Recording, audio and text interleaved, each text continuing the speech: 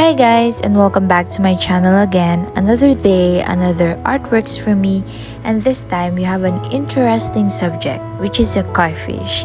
If you are already here in my channel, maybe you already saw my recent vlog about painting fish in acrylic medium.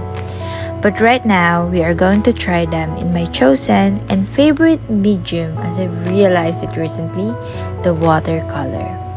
First, I wet the paper with water to give it a stretch. The reference was from my recent trip with Ate Kai to Ariceres Park. A little trivia about the park: Ariceres Forest Park is considered as the Manila's lost lung according to billionbricks.org.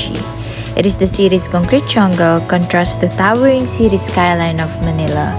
It is established during the 16th century Spanish rule and is still preserved up to date. It is with 3,000 trees providing habitats for species and other living things.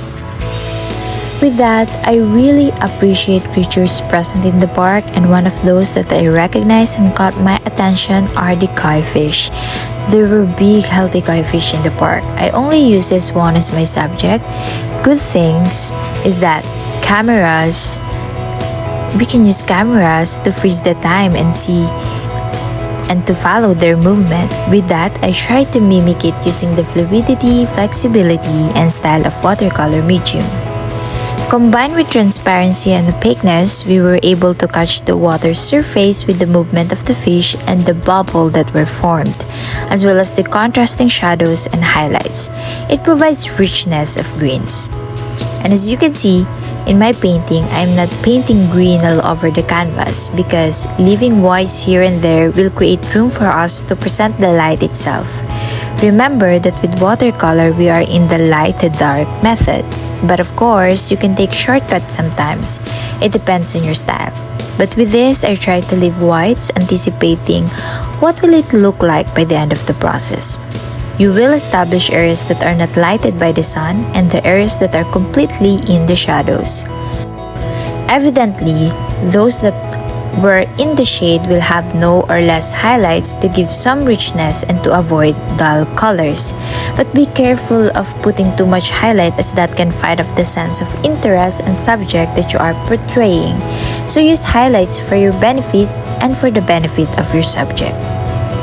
And since the essence of this painting is to study the lights, movement, and versatility of this subject, I will end it right here. Green color is contrasting to red color. Placing them side by side can give more striking scheme to the viewer.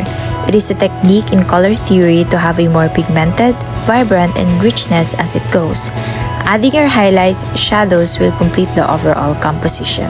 Continue to add depth by giving darker colors to the fish and include blue colors to the shadow, just as how you observe the changing and dynamic color with fishes that are moving in the water lit by sunlights.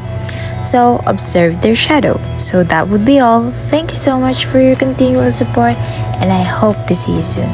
God bless, and to God be all the glory.